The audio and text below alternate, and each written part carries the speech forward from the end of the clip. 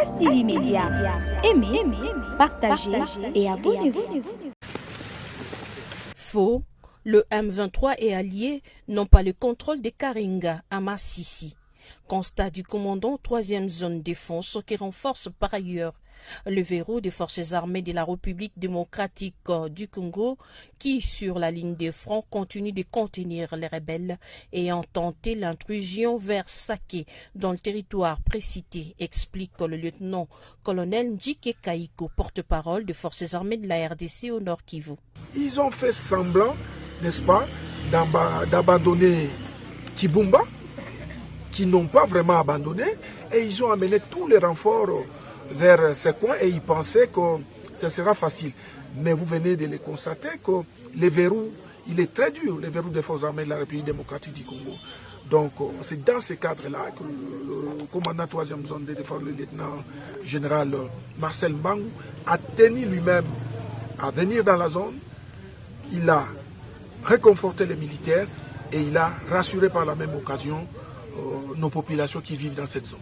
Le colonel Njike a un mot pour les habitants fuyant à cause de la rumeur répandue faisant état d'attaques à Kimoka. Réaction normale de tout être humain par rapport, n'est-ce pas, à un danger, c'est de se mettre à l'abri. Mais vous venez de constater avec moi que Karenga, dans sa totalité, est sous contrôle des forces armées de la République démocratique du Congo.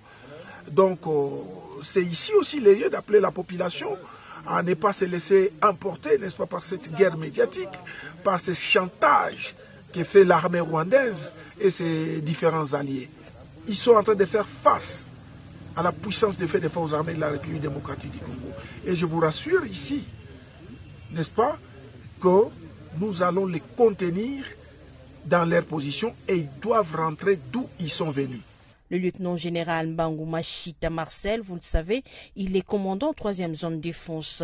Il a par cette occasion réarmé le moral des hommes alignés sur la ligne de front face à ceux qui, selon lui, violent les conclusions du sommet de Luanda. Les forces armées de la République démocratique du Congo portent à la connaissance de l'opinion que les désengagements annoncés avec pompe des terroristes M23 appuyé par les forces de défense du Rwanda, est un leurre et une simple opération de publicité pour distraire les Congolais et la communauté internationale.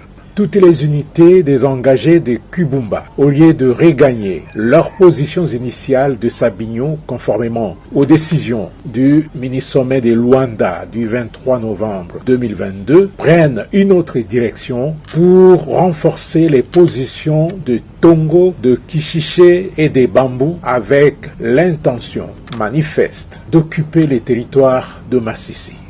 Les affrontements qui ont lieu depuis les après-midi de vendredi 23 décembre 2022 entre les FARDC et les terroristes M23 RDF dans le parc national de Virunga entre Tongo et Saké derrière les volcans de Nyamuragira démontrent clairement l'intention des terroristes M23 RDF de contourner nos positions en vue de s'emparer de la cité de Saké située à une trentaine de kilomètres à l'ouest de la ville de Goma. La même manœuvre est observée du côté de Kishiché et de Bambou pour s'emparer de Nyanzale, Kibirizi et Kichanga. Les forces armées de la République démocratique du Congo, tout en dénonçant l'attitude hypocrite des terroristes M23 RDF, restent déterminés à défendre l'intégrité territoriale de notre pays. Les forces armées de la République démocratique du Congo attirent l'attention de la force régionale et de la communauté internationale face à la fourberie des terroristes M23 RDF habitués à fouler aux pieds tous les accords signés. Message de condoléances.